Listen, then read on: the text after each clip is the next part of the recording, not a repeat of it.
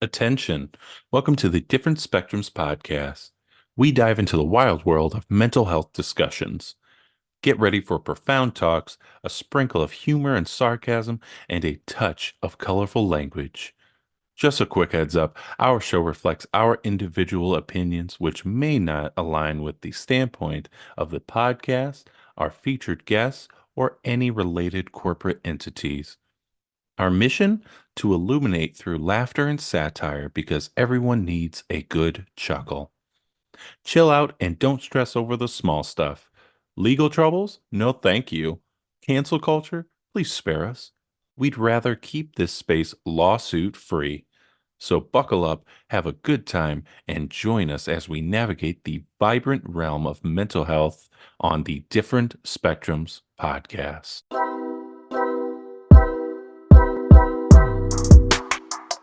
Hey everybody, we back again. Hey, we're back and we're live. I'm Spencer, your co-host, and of course we have our licensed clinical therapist, Naz. Dr. Naz. Dinah. I'm bald. Remember, don't take us too seriously. Or do, it's completely up to you. Also, don't forget to run up those likes for us. We'd really appreciate it. So, today we have a special guest. Our guest today is a marriage and family therapist based in Pennsylvania, specializing in trauma-informed care. They focus on helping adults from dysfunctional families and those recovering from religious trauma using approaches like EMDR and IFS-informed therapy. Beyond therapy, they're also a birth doula, there it is, a punk rock musician, and an advocate for animal rescue. They're also known as the spooky therapist. Welcome to the show, Easin Beck. Hello. Thanks for having me. Hello, yes. my precious. Sorry. Glad to have you here, Easin. Glad to have you here. Can't wait to get into it. The movie that we're actually covering today is going to be Tangled. Some topics that we're going to be covering: religious traumas, high control religion. The hell does that mean? I don't know. We'll find out. Gaslighting and manipulation. Plus, we're going to be talking about fear-based conditioning along with some other great topics. Naz, anything before we get into the show? So Tangled is not the movie about the redheaded girl. That's a different different movie. That's a different movie. This is a different white. There's a white girl, there's a blonde girl. Yep. Yeah. For instance, like Scotland and the others and fucking fairyland. I don't know where Lord Farquaad land. Somewhere in Farquaad. Farquaad. Farquaad. I got an accent. Yeah. What's your accent? I'm disabled. Oh, that Michigan accent. That's that Michigan accent. That's that poverty. Yeah. Spencer goes, "You haven't seen this?" No. He's like, "You didn't watch Rapunzel?" Oh, who the hell's Rapunzel? You watch every other Disney movie there is, but you're like, "Oh, Tangled, can't go that way. Can't go there." I support the colors. I'm so sorry. Do not laugh at that. No, you're not. I'm not sorry. I'm excited to get into this for a couple different reasons. Obviously, because we have a magnificent guest coming up, which is going to touch on the topics we have not really perused around or even talked about. And so I wanted to get into that. And so we're also going to talk about many different topics.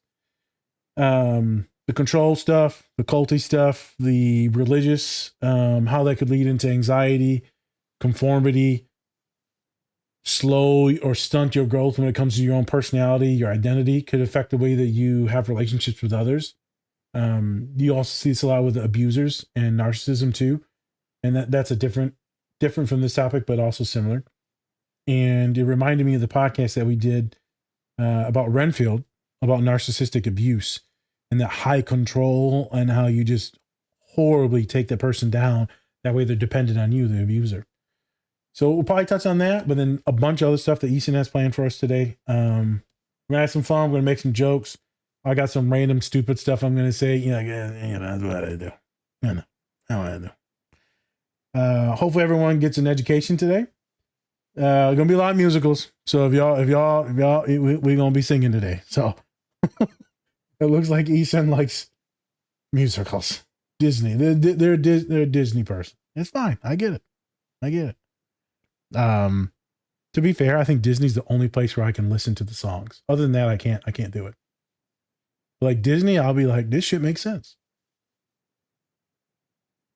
I'm a musical guy. I like musicals. Are They're you? fun. You can actually. Yeah. I'm too slow to understand what they're saying. Right? I'm like, Yeah, it takes a few listens, but usually, yeah. I just watched Wicked. That was really good. I like that. okay, And yeah, I can Chi Chi Bang Bang, Mary Poppins, the whole Chitty classics. Chitty The Bang class. Bang. Let's have a Yeah. Chitty Chitty Bang Bang. To me, is those two Mexican You dudes that can't just talk. smoke You know weed. what? You can't talk any shit because you literally watch one of the dumbest shows I've ever seen in my life, Shoresy, and you're like, oh, Best shows. Best it's shows. the dumbest show I've ever seen. Men being men. Anyways, let's get into Let's it. get into it. Whoop whoop.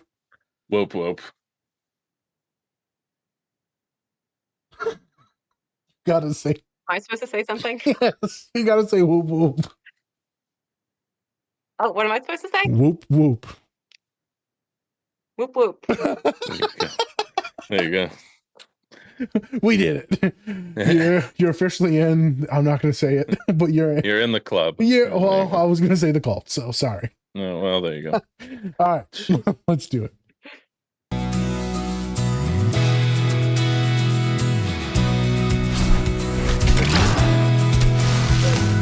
7 a.m. the usual morning lineup. Start on the chores and sweep till the floor's all clean.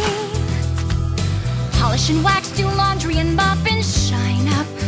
Sweep again, and by then it's like 7:15, and so I'll read a book, or maybe 2 or 3. I'll add a few new paintings to my gallery. I'll play guitar and knit and cook, and basically just wonder, when will my life begin?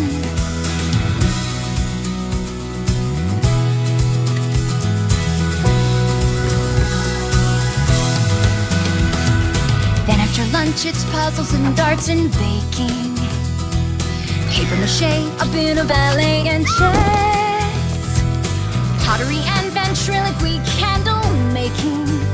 Then I'll stretch, maybe sketch, take a climb, sew a dress, and I'll reread the books if I have time to spare. I'll paint the walls some more, I'm sure there's room somewhere.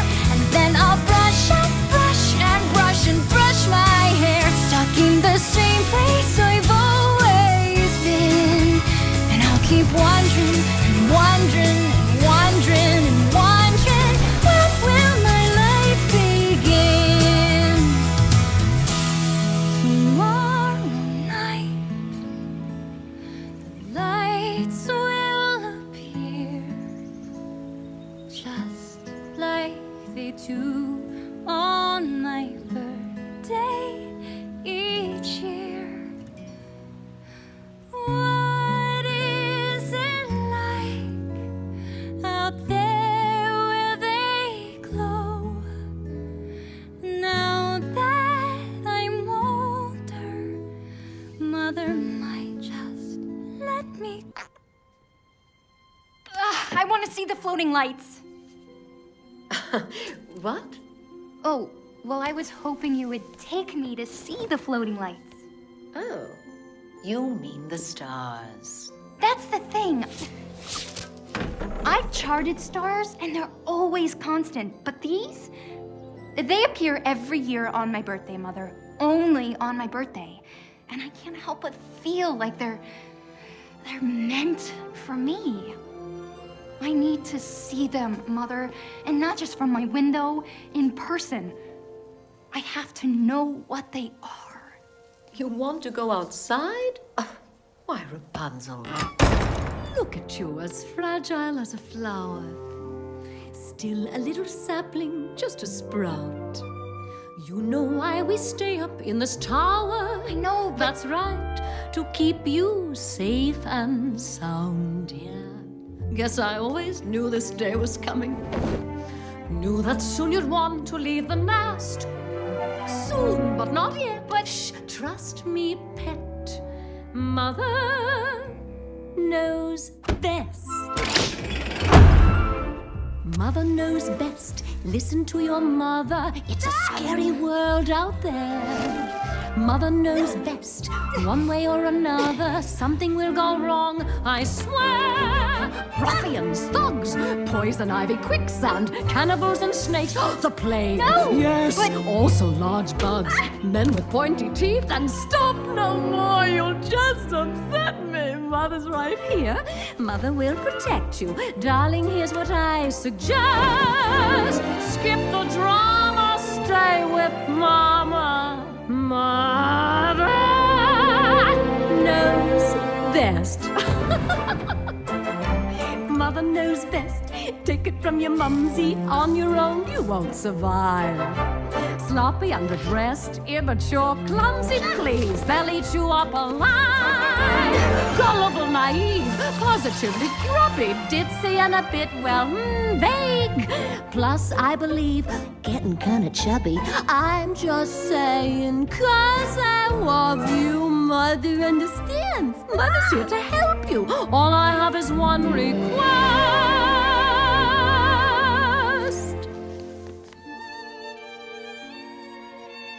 Rapunzel, Yes? don't ever ask to leave this tower again. Yes, Mother. I love you very much, dear. I love you more. I love you most. Don't forget it. You regret it. Mother knows best. Ta-ta! I'll see you in a bit, my flower. I'll be here. Garçon! Your finest table, please.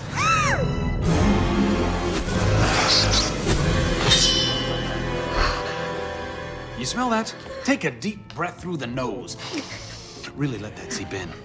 What are you getting? Because to me, it's part man smell, and the other part is really bad man smell. I don't know why, but overall, it just smells like the color brown. Your thoughts? That's a lot of hair. She's growing it out. Is that blood in your mustache? Goldie, look at this. Look at all the blood in his mustache. Good sir, that's a lot of blood. Hey, you don't look so good, Blondie. Maybe we should get you home, call it a day.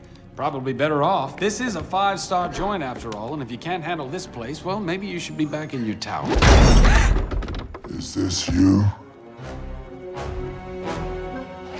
Oh, now they're just being mean. Oh, it's him, all right. Greno, go find some guards. That reward's gonna buy me a new hook. I could use the money. What about me? I'm broke. Get back. Please. We can work this out! Hey, leave him alone! Gentlemen, please! Give me back my guide! Ruffians!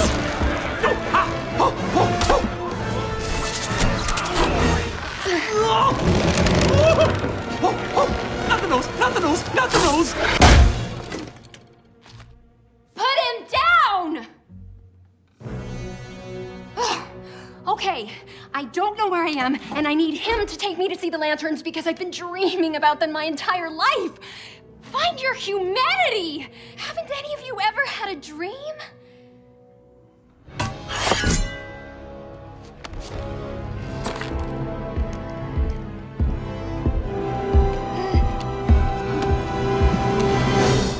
I had a dream once.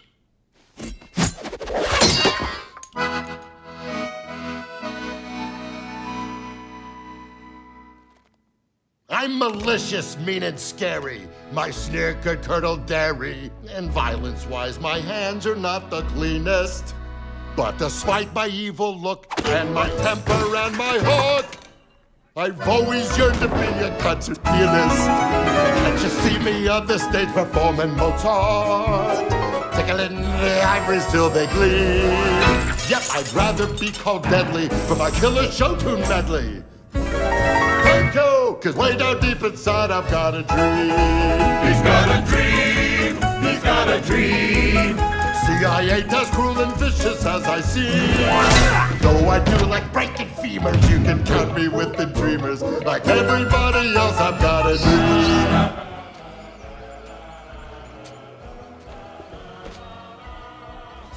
got scars and lumps and bruises, plus something here that oozes. And let's not even mention my complexion. But despite my extra toes and my goiter and my nose, I really wanna make a love connection. Can't you see me with the special little lady, rowing in a rowboat down the stream? Though I'm one disgusting blighter, I'm a lover, not a fighter. Cause way down deep inside, I've got a dream. I've got a dream. I've got a dream. And I know one day romance will reign supreme.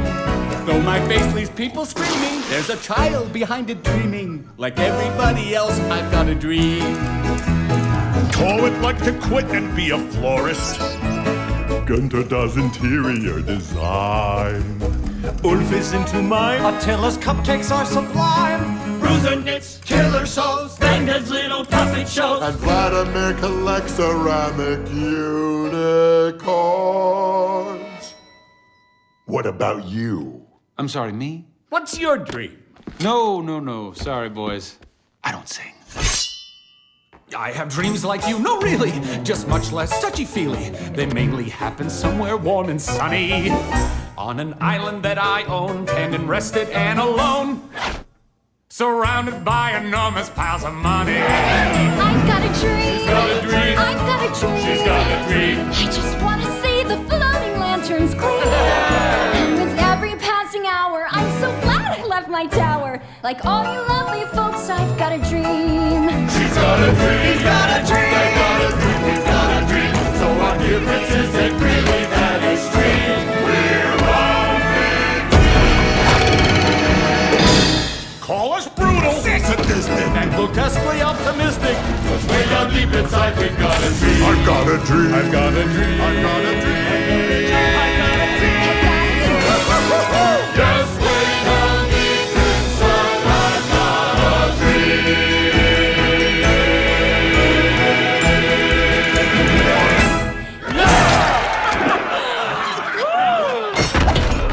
I found the guards. Well, I thought he'd never leave. Mother. Hello, dear. But I don't...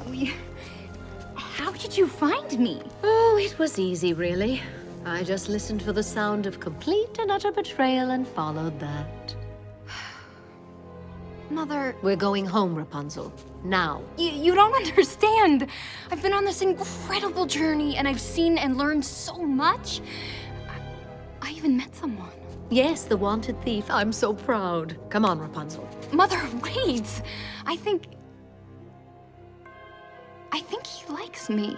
Likes you, please, Rapunzel. That's demented. But Mother, This is why you never should have left.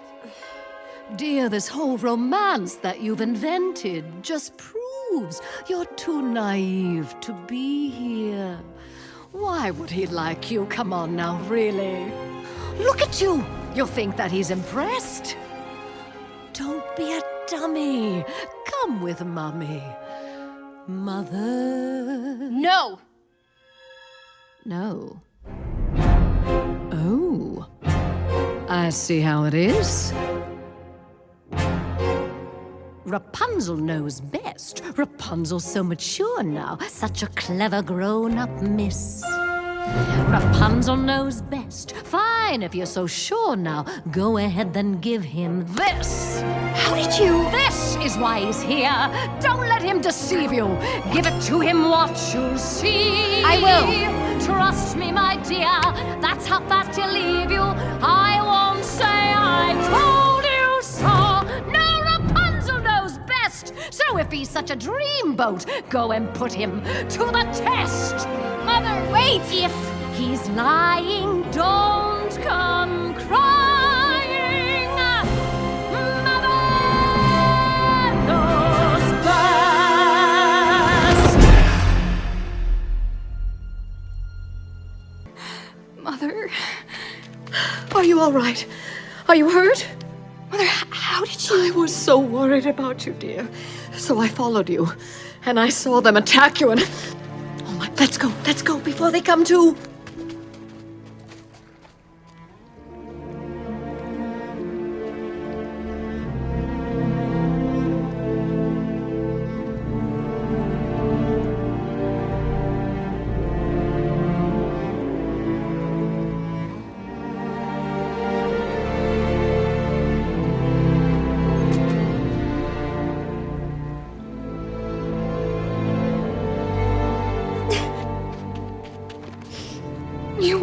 Mother, you're right about everything.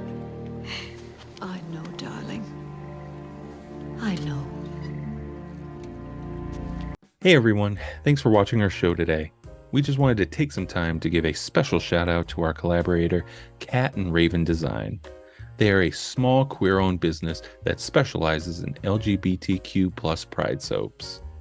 They have great designs, some that even look good to eat, but don't. You can get 10% off your entire order if you use the code DSP or go to our link tree. Help support this great small business and help give back to a great community. All right, and we are back again. Man, we're back and we're live. This is live as that goddamn gecko that seems to be in so many Disney movies. That gecko's in all the movies. That motherfucker, Chameleon, he's in Ringo. He's Ringo. All right, he's in a couple other movies. He's in some movies, that lizard. It's the same fucker. I've seen him. You've seen Rango? Who? You seen Rango? I've seen it. Ringo? I have not. I thought it was funny you said I must love Disney and musicals because I actually don't really like Disney movies or musicals, but I like this one. It's just the one time. It's Just like, my exception. no, it's it. It's fine. That's it. We're gonna have to figure. It just speaks to me. We're gonna have to find. We're gonna have guests give you a list. We're gonna have you talk about a bunch of stuff. We're gonna have some guests submit things to you to watch, and then that'll be good based on what they think your vibe is. I'm interested because usually when even people who know me well recommend things to me, I'm like the worst person to recommend stuff to because they'll recommend something, they'll be like, "You'll love this," and I'm like, "I hated it. I couldn't make it through 10 minutes." Oh my god! And then I'll like something totally random that doesn't make any sense, and people are like, "Why is that like a movie that you like?" And I'm like, I don't know. Well, maybe it's the lizard. Oh, but there you go. The lizard. The lizard. Okay. All right, I'm gonna look up let's other get lizard into it. movies, but let's get into it. Thank you for that. Appreciate it. Easin, welcome to the show. Nice to have you. Would love to know, how did you start your mental health journey? How did that start? How did that begin? Good question. I left my tower in 2014. There you go. But yeah, I was home churched. I was homeschooled my whole life. And then I was commuting to a local college. My parents didn't want me out from under their like supervision, so I'd have to like drive there. I couldn't have a cell phone.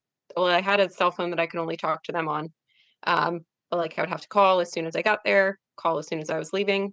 They would check the mileage in my car Oh wow! to make sure I didn't go out of my way. So I was very yeah, I was very monitored. But then I met someone. So I guess I met my Flynn writer, and he sort of started to deprogram me a little bit, and his parents really took me under their wing. And then as I had my moment of starting to question like how much control I was under, I had to leave. I had to leave very suddenly. Like I always say, to give some context, I had to leave so suddenly that like I had to buy underwear that night. Like I had nothing. So I left in 2014, and I'm very glad that I was going to college. Like I'm glad that they weren't so restrictive that I couldn't do that. But anyway, so one of my tutors at college, I'm very into intellectualizing. That's how I cope. So it was finals week when I left, and so I was Damn. like devastated because I lost everything I knew. But I also, some part of me was like, well, we just have to keep studying and like keep going. So I'm like going to my classes, and fortunately, and I promise this leads to my mental health journey. Yeah. No, you're good. This is awesome. Fortunately, my tutor was like, could tell that I was wrecked, like I was not okay. And she was like, you need to go to the university counseling center, like here's a referral. And shout out to Westchester that they train their tutors to like have some mental health first aid training, and that she directed me there. But I got there, and I get emotional about people who've helped me a lot. So I'm like happy, like grateful. But yeah, so I got into the counseling center. I got hooked up with 12 weeks of CBT. I feel that, they weren't they weren't really like equipped to help people leave a high control group. 12, you think you need a little more than 12 weeks of CBT, but A it little was bit a more. really good start. And the person I had she was really good. I think she was in their counseling program doing her sort of like practicum. And then she referred me to someone else after I used up my university sessions. And I was 20 at that time. That was 2014. And I've stayed in therapy pretty consistently since. And I had such a good experience with therapy that made me decide to switch tracks and become a therapist myself, which was not a track that was open to me. I'd been conditioned to fear therapy and think it doesn't work and you just need to pray harder. So Yeah. I'm grateful that I had like my crisis that got me into it so I could see that it is really helpful. And yeah, so I graduated in 2020 from my counseling master's. Nice. That's awesome. Yeah. And just want to say thank you for even opening up like that. I mean, obviously it's a tough thing to talk about. But the fact that you are talking about it shows that you are in a better place where you are now. So yeah, just want to say thank you for opening up like that and showing your emotions, because that can also be tough, especially since you're talking to like two strangers that you've just met like an hour ago. So just want to say thank you for that. Yeah. Oh, thank you. I don't know. Yeah. Your choice in humans still might not be the best. You're like, let's watch this movie together with these strange men. Who are these strange men? I must watch a film. They're so friendly. This is literally that scene in the bar. Like, this is literally what happened today. You just met some random people. It's like, watch a musical together. Okay. Yeah, we're just not as talented as them. We can't play the piano or anything like that. So. Do you want to have a musical right now? I mean, hey, we can start singing. I got a unicorn backpack, so let's fucking do it. I think we might have been correct with that, because I think you got some unicorn stuff, and you got the dolls and stuff. I got a Deadpool with a unicorn, little gay unicorn, right? Sits in my office. Hey, everyone's like, why is a unicorn gay? I was like, why not? Yeah, exactly. It's fucking unicorn. 2025. So I'm gonna give it back to Spencer real quick. So Easin, you said you were surprised that we reached out to you. Why were you surprised that you were like, what was your immediate thought when I reached out to you? You're like, perverts. That's a joke. Well, I guess it was like, first of all, you guys have like an amazing following and like such a wonderful catalog that I guess I was having some like, why would you want me on your show? And then do you know the meme that's like, sorry to everyone, whoever like thought that I seemed cool, but I'm actually like a weird little guy who can't carry on a conversation. It was kind of like that vibe where I was like, what if they like my memes, but then they talk to me and they're like, what the fuck? Are you the same person? So yeah, kind of like that, but mostly just like admire what you guys do. Homie, you just being vulnerable a second ago and like talking about this stuff, but you being deeply connected and like emotional person. I saw that in some of the reels that you sent, and I'm like, this person's legit. This person's a real human. This person's awesome, and they're gonna help me and a bunch of other of our followers go through some legit, very controlling, horrible shit. We selected you just because you seem like good fucking people. So hopefully you know that. That's the way you come off. I think a lot of us really don't get that good affirmations, those good vibes. So I just wanted to make sure you knew that. And then now, like, I'm fully sold. After you just showed us the scenes and the emotion, I'm like, this is good fucking people right here. So much appreciative that you exist and that you're free from the shackles in which you used to be under. So happy for you. Yeah. Well, thank you. And yeah, I got the good fucking people vibes from you all as well. But part of religious trauma is you wrestle a lot with like, am I secretly a horrible person? So it's always like, yeah. But anyway, not to get too sidetracked into that. It means a lot to hear. I saw the post you said the other day. It's like, not all of us are born in this horrible sin. It was something like that. You can be born a good person. I was like, yep, let me reshare that shit because that's for real. I liked the thing you put on Threads the other day. All right, Spence, back to you. I just wanted to gas him up. Yeah, of course. Would love to kind of go back just a little bit and talk about, like, for you, what was like your epiphany for you to get out of the shackles that you were under before? Like, what was that epiphany like? And can you kind of pinpoint that to a moment, or was it like multiple moments throughout like the years or time? Yeah, so I forget who came up with this concept, but there's a concept in cult recovery called the broken shelf. And so it's like you get so many things on the shelf that eventually it breaks. So I think there were a number of moments that built up over time. I think the broken shelf moment for me was, so I was starting at college, and I think meeting a lot of LGBTQ people made me realize some things about myself, and also made me realize that this homophobic stuff I had been taught just really didn't make any sense to me. So that was very close to breaking the shelf. And then the final shelf break was it was like starting a relationship with someone who wasn't part of the religion, and then being put in this position of like, it's you have to pick between us or this person. I think that that is one of the worst double binds you can put someone in. I hope to never do that to my children, to put them in a bind of like choosing between their family of origin and their partner. So I was in that position, and then also started to unpack a lot of the purity culture stuff because I had an unplanned pregnancy, and it that was also broke. That was like so three major broken shelves: the LGBTQ stuff, and the being torn, like you have to choose us or them, and then the realizing how badly I had been let down by purity culture and having no sex ed. Um, and yeah, so the shelf broke. And I think all of my clients have different broken shelf moments. Random, because I'm very visual. This is the way the tism works for me. So there's broken shelves. So then are you the repair person that helps them build more shelves? Like, what would be the therapist job with these broken shelves? That's a good question. Wait, I do love metaphors, but you're right. It's like, so maybe I actually tend to use, I don't know who came up with broken shelf. That's the more like accepted one. I like to use a closet, like, because I know about you're the right. What closet. happens after the shelf breaks? Yeah, so I'm like, I have a messy closet, but like once you put too much stuff in there, everything falls out. So then, and then you're like, what do I do with all this shit?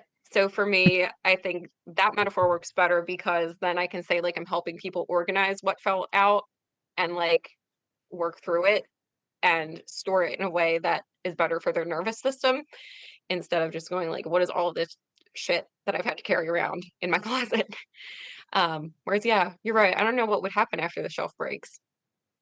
Because it breaks, and that's the moment where you're like, bruh, this is all fucked up. And then I guess it's up to them to realize that maybe they don't need the shelf. I don't know. That'd be an interesting thing to work through imagery wise with clients, especially some of my neurodivergent clients. And then you drop some other dimes later on about some metaphorical stuff, so we'll get to that later. I just wondered. And then the closet thing, that feels right too. Helping organize people's emotions, thoughts, feelings, unpacking some shit, right? And like sorting through all the memories, thoughts, emotions, trauma, and then getting like your bins and shit, sneakers over here, body parts over here. That's a joke. Sorry. I just listened to your episode with the body parts in the freezer. Oh my God. The wonderful forensic psychologist. Haji, yeah. Lena Haji, yeah. Not today, so I'm like, of course, that's the first thing that pops in my mind. Yeah, Big Oh Macs. my God, that's the first thing? Jesus. That's a good one. I just listened to that, like, it was like 2 hours ago, Oh so it's like fresh in my mind. You're like, follow. that pod was awesome. I was like kind of traumatized afterwards.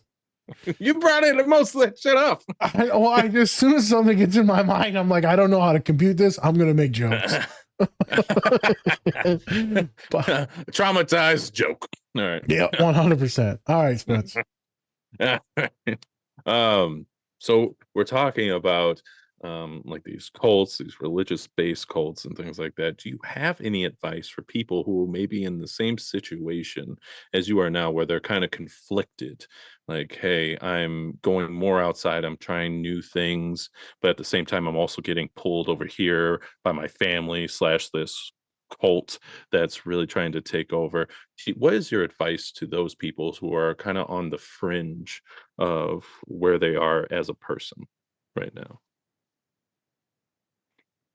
Well, definitely if it's possible. I know it's not always feasible, but to get some therapy, that would be a really great space to confidentially work through all of those feelings.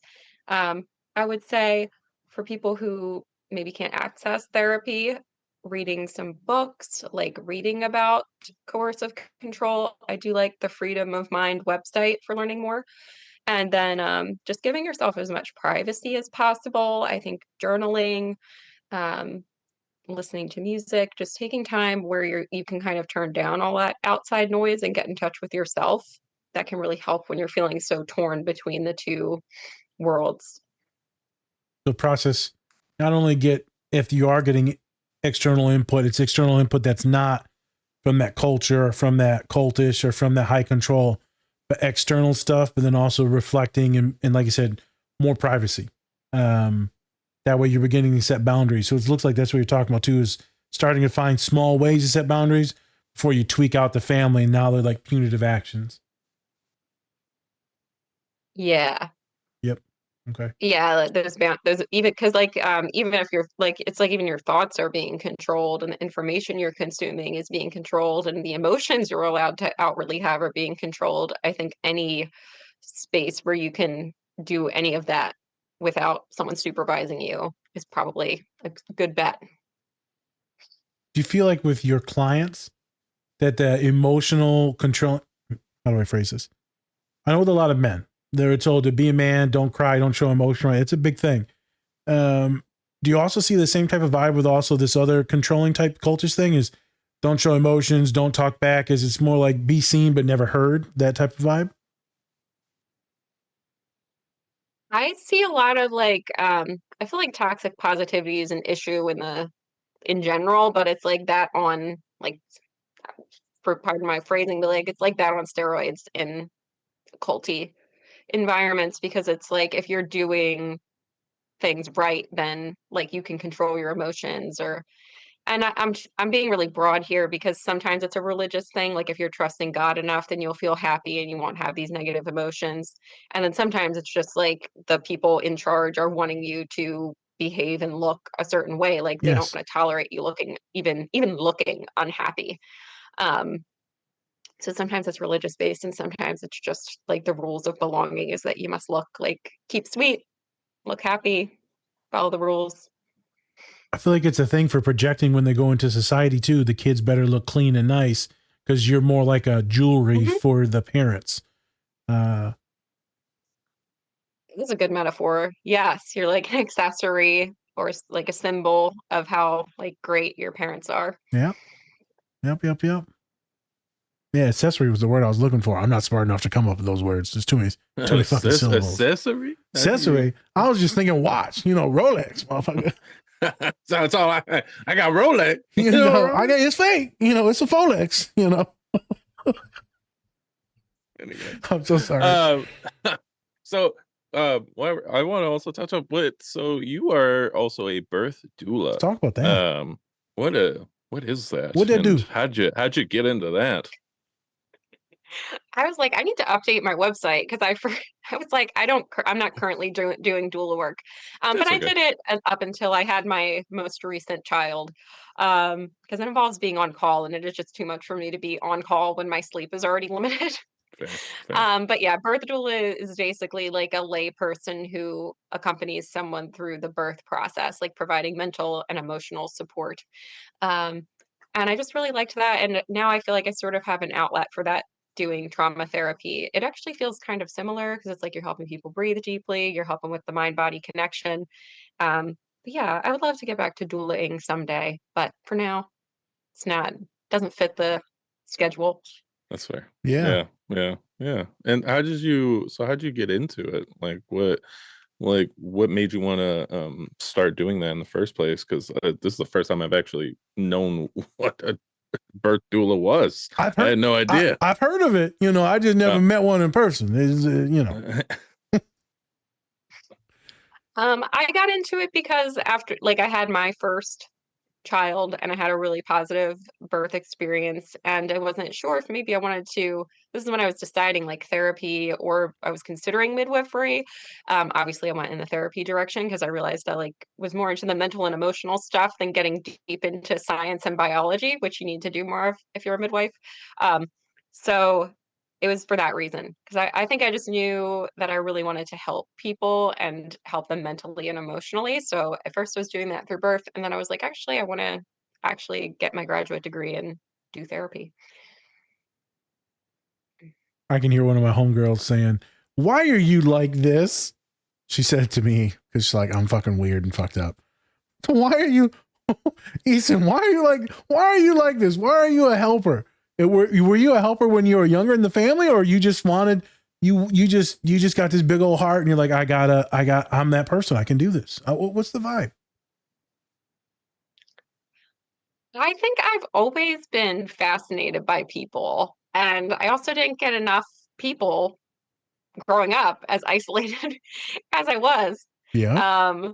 But I did always love, like, I actually was always an avid reader. I'm not saying my clients are like reading a book. I'm not saying my clients for entertainment, but like, I've always been really into people and characters and like knowing why people do what they do. So I feel like I was developing that even while I was isolated by reading lots of different books and learning about people's life experiences. Um, yeah. So have I always been a helper? I'm sure I also will be transparent. I feel like I have that like mom trauma, like, oh, it was my mom's therapist and now I'm a therapist. So I have that aspect, but mostly I do like people, and I can't really, if I had any other job, I would be, admittedly I would be a pop star.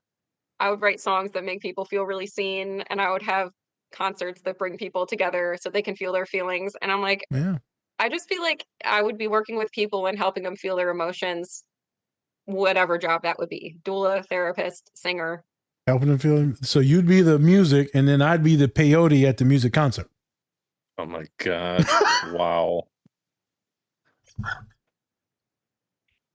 I'm so sorry. No, you're not. I'm Stop not sorry. saying that. I'm so sorry. Why sorry? Random. Great transition. No, random. Great transition. Why does it say Easy Bake Oven? Do you that I was been focused on Easy Bake Oven the whole time.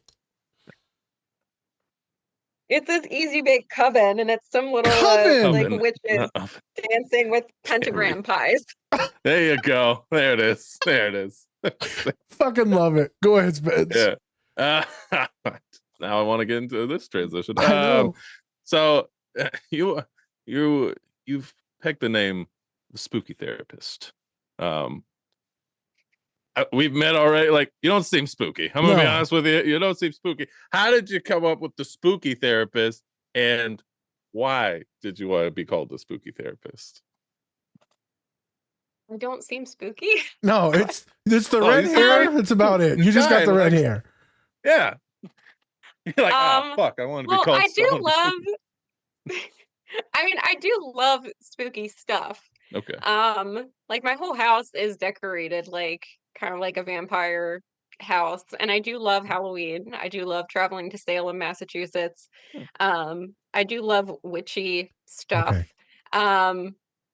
But I guess I don't know what constitutes being a spooky person beyond that. I like it. I think that's all you need, really. Yeah. I think maybe this is a direct referendum on their parents, like, don't trust those people, they're all spooky, right? And now you're one of those people.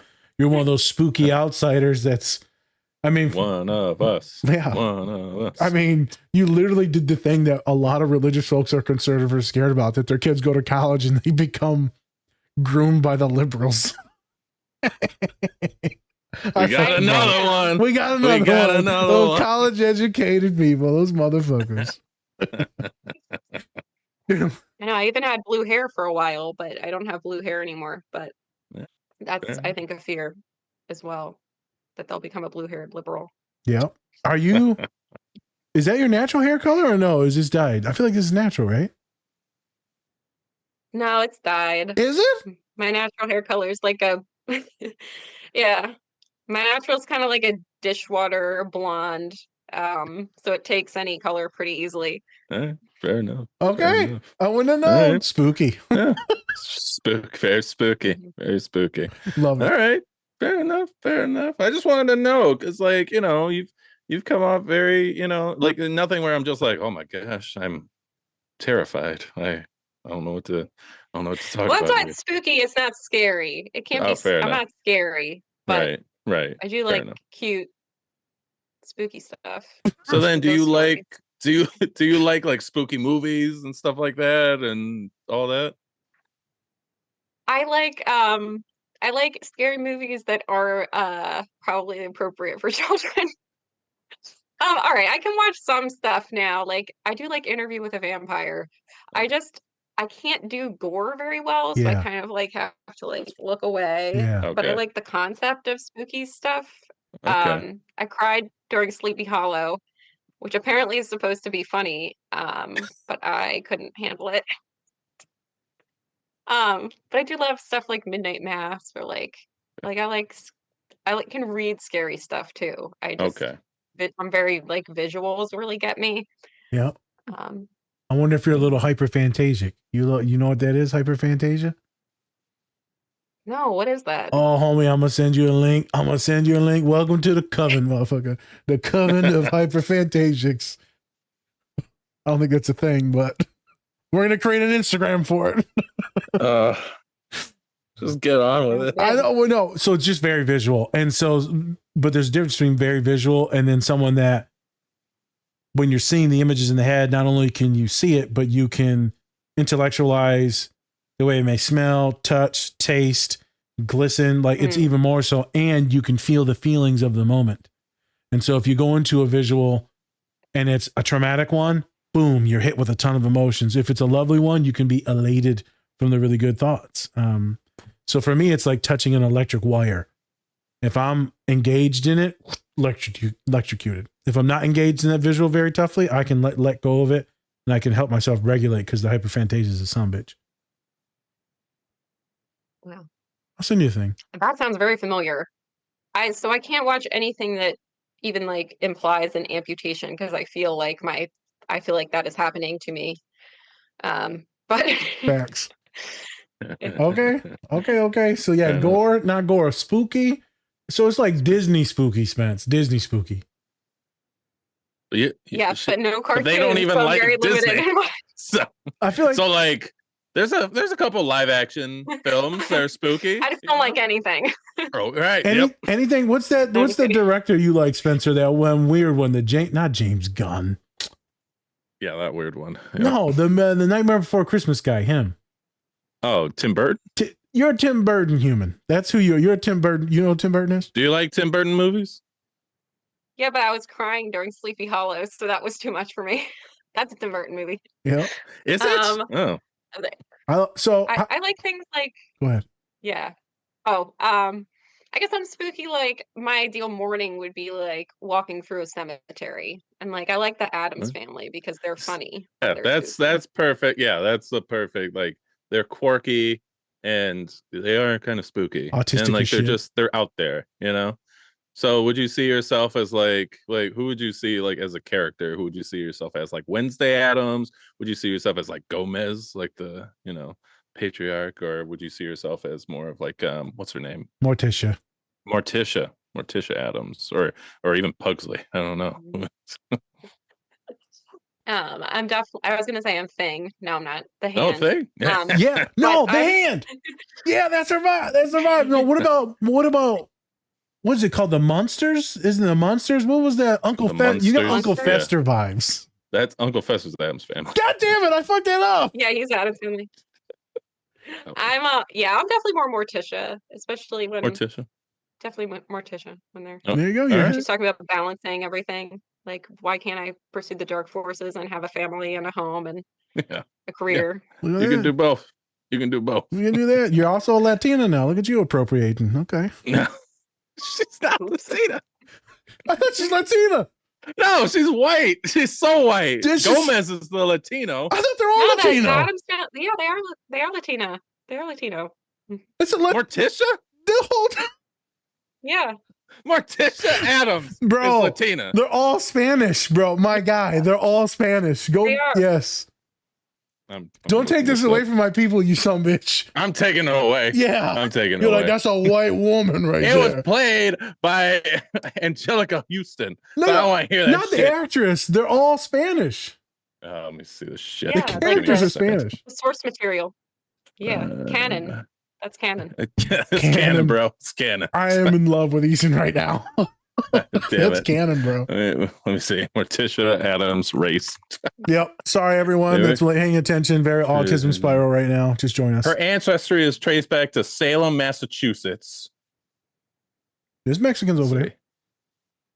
It's Salem, Massachusetts? Wait a minute. All right. So in Catherine is of Spanish descent. Wait a minute. That's Catherine. That's Catherine Zeta-Jones. Yeah, no, that ain't happening. No, the ancestry is from Salem, Massachusetts. You don't get any whiter than Salem, Massachusetts. Hey, let me tell you. They could be native. It's a native show. It was all natives. I'm done with this. Okay. All right. Let's keep it moving. Let's move on. Sidetrack. Hey, Google said that they're half Latinx. The Gomez's. Well, Gomez is for sure. Yeah. So the rest of the family, the kids are all, Chicano because he is. We So, were talking about Morticia. I don't want to hear it. I don't want to hey, hear Morticia, I need more. There's a it. Morticia rhyme. white as fuck. I don't Morticia. want to hear it. Like white women stealing our men. She baking chicken. I don't want to hear that Bacon shit. chicken. All right. Her ass is eating humans. You talking about? I know, right? Anyway. Spooky. So you talked about being a musician, a pop star that would have songs that would go out to everybody else, but you also are a musician. I've even seen some of your pictures on your website where you were even performing. What? How'd you get into the punk rock scene? How'd you get into that? And does it help you at all, like with your expression of yourself, but in a different form of like music and stuff like that? Oh yeah, absolutely.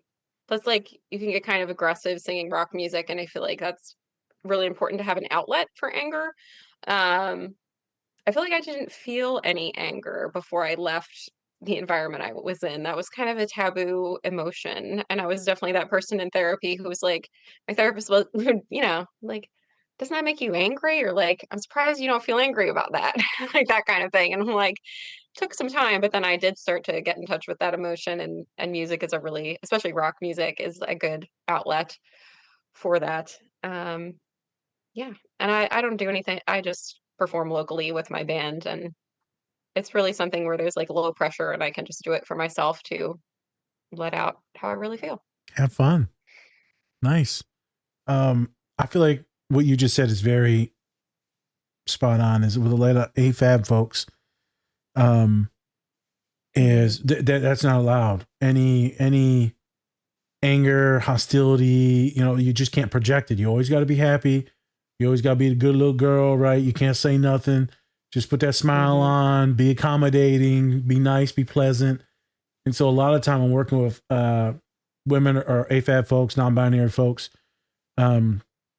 is allowing that to come out. And like sometimes I'd be like, after a while, I'd be like, it's okay to be mad. Like if you hate I don't hate no one, Nas. I didn't say I hate no one. I'm like, you dislike them? Oh, yeah, maybe I dislike some of them. It's really hard because then they feel guilty when they say that I dislike or I hate them because how dare I disrespect my family members? So that takes a while to segregate away from that, to move away from that. And eventually, like you start to see the anger come out and you're like, holy shit, they're fucking angry. They're angry. Like this isn't repressed. And then a lot of tears come out sometimes. And like, it's just fantastic getting clients to be angry, which is weird because you feel like you're supposed to, as a therapist, not make them angry. Spence, you're supposed to make them happy. And then I'm sitting here like, here's a knife. Jesus Christ. I got Easin. He's just like, damn, that's for real. This is what I call spooky. I'm telling you, man, it's just fantastic. I can literally remember like 3 humans right now. Even when they pick romantic partners, they're like, I can't be angry at them. I'm like, no, man, be angry. Hold them accountable. Allow yourself to show that and to feel that. A lot of folks will say it's a sin. They'll just say it's just a sin to do this. I'm like, nah, man, come on now. So you can't even be mad at people? Wild. All right. Just wanted to confirm what you said, but I see it a lot with clients, Spence. Even showing fucking hate, disgust, even showing disagreement is also frowned upon, I've noticed. Yeah. And I think Mhm. that as we move along with therapy in general and just society, I think that we're going to learn more things that it's not just about being happy. It's just about being having all your emotions ready to go as a person, right? And being able to express them in ways that are beneficial not only to yourself but to the others around you. So Okay. I think as we kind of move along with therapy, I think hopefully people realize that it's not just about trying to be the happiest person. It's just trying to get through the day, you know? So, Survival. Yeah. Yes. All right. so. All right. So last thing I want to touch on before we get into the movie, you also are an advocate for animal rescue. Animal rescue, showing that big heart once again. Homie, Easin. who do you not love? I don't think you understand the word hate. So how did you? It's funny we talk about anger. It's funny we just went from like get really angry and then you're like, I don't think you hate anyone. I really Yeah. need to update my website, you guys. I'm Okay, like, you hate animals now. I so much understand. is Oh my god. yeah, this one cat did me wrong. Right. That and the coloreds. Um, I'm sorry. Jesus no, Christ. I think at the time I at the broke them. time I was fostering dogs. Okay. I have not had the capacity to foster dogs No. since I had my second kid. Nope. It's enough. Yes. But yes, I used to foster dogs. Like the duelist stuff. Second kid has that on hold, but I would love to get back to dog stuff someday. I have 3 dogs. Oh. It's a lot. 3 Yeah. dogs, 1 cat, 2 kids. And I also used to be very into rats. See, that's a little spooky. I've had See, I'm I've had spooky. 17 pet rats. I did not have all 17 at once, but I have had many pet rats. To the point where, like, then my vet, I was like the go-to person when he would have like a rat that it was in need of a home. Then my vet would be like, "Do you have room for this one?" They're like, no, I can't. I can't do 12. Bruh. That's crazy. As soon as I was getting ready to affirm you and be like how much I enjoy you as a person, that's gone right out the window when you mentioned rats. You fucking weirdo. I love it. I love it. I also hate it. Yeah. I never said I wasn't weird. No, the rat just crawls on the desk. See, there's the hyperventilation. I There know, it I is. can see it. I can feel it. I Why is don't it have any rats currently. Fair enough. Fair enough. Chuck E. Cheese over there? He's a rat, isn't he? No, is he a mouse?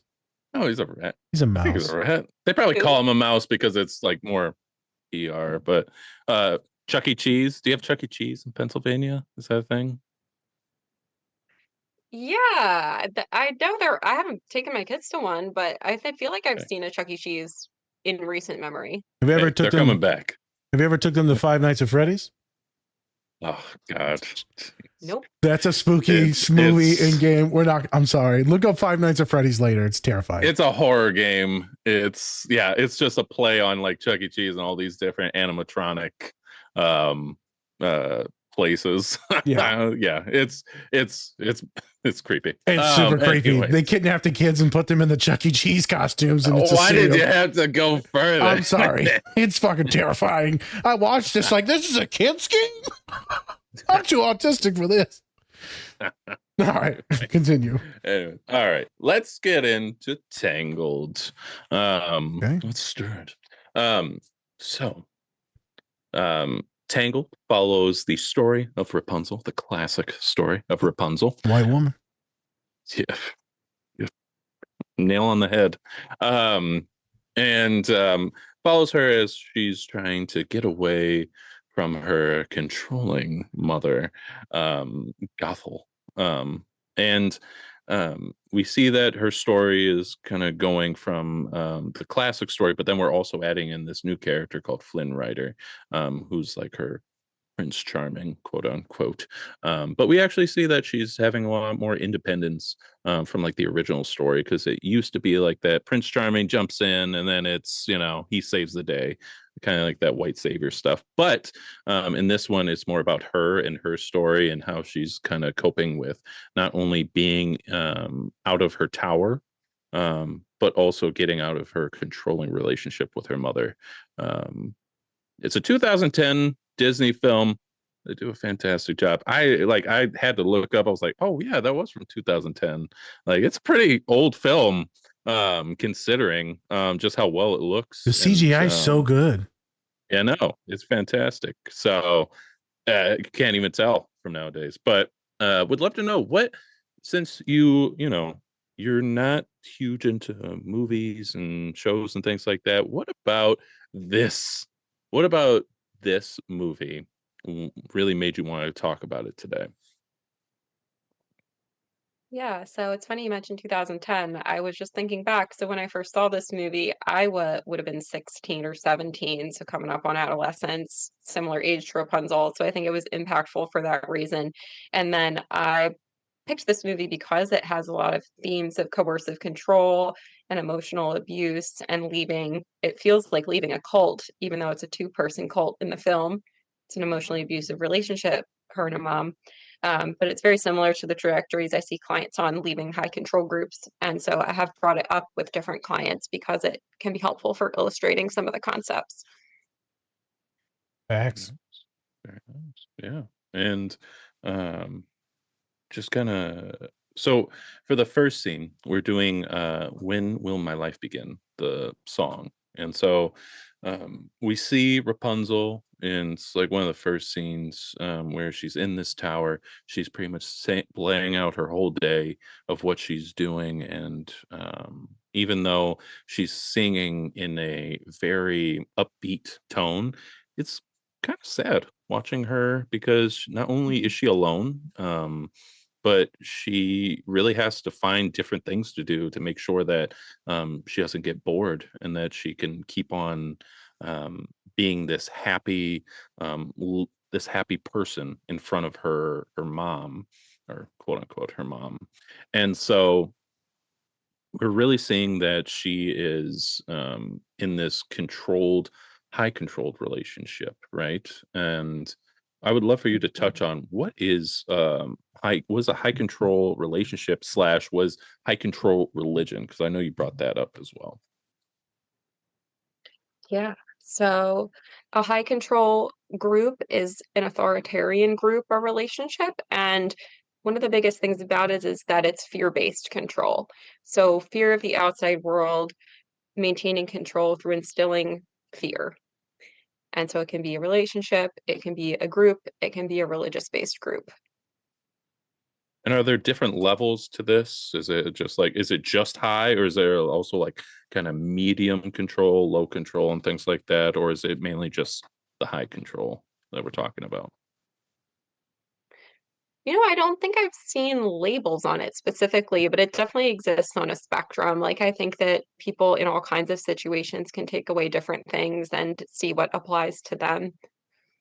Yep. But what we're looking at in the movie feels like extremely high control, right?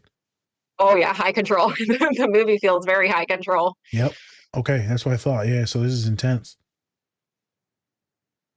And then in your life, real quick, I don't want to get too much into it. I assume it was super, super, super high control. I mean, you said there's checking your mileage in your car. Yeah, I mean, to me, it was normal while it was all happening.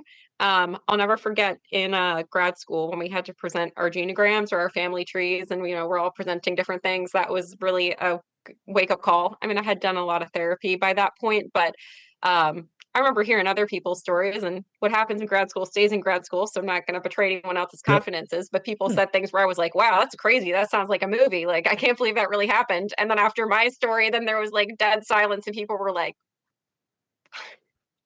what did I just listen to? So yes, that was a wake-up call that it was pretty high control. Like, I knew it was bad. But yeah, something about that experience presenting it in grad school was a wake-up call that I was like, oh yeah, other people didn't have their communication and whereabouts monitored to that degree when they were 20. So Facts. that's pretty strange. I see it. Yeah. I see it here and there, but not a ton. But I do see it here and there, and it's like intense. Now they got them trackers and their Life 360 spends and the air tags and shit. And parents daily. You got to check in daily. I'm like, daily, shit. I think maybe once a week. I feel like it's normal for like some parents. If they help you regulate, then maybe a little bit more for you, but it shouldn't be where the parents are constantly attacking you. It's how do you do other shit? How do you build friendships and connections? And I don't know, a lot of stuff. Back to you. Yeah, and I think that's kind of the point, right? Is that you're getting this isolation now, which is that's how you control them, is isolating them, and they don't get like these separate thoughts and things like that, because then all of a sudden they're starting to drift away, and that's how we're getting into the next scene, really, with Mother Gothel, and how she talks about how Mother knows best. And how it's really, she's just explaining how she's manipulating Rapunzel, by telling her like all these awful things are outside, and that not only outside, but she's also saying that Rapunzel is also this like weak, naive, ugly, like fat. She even called her fat at one point. She touched her chin. Yeah, her chinny chin.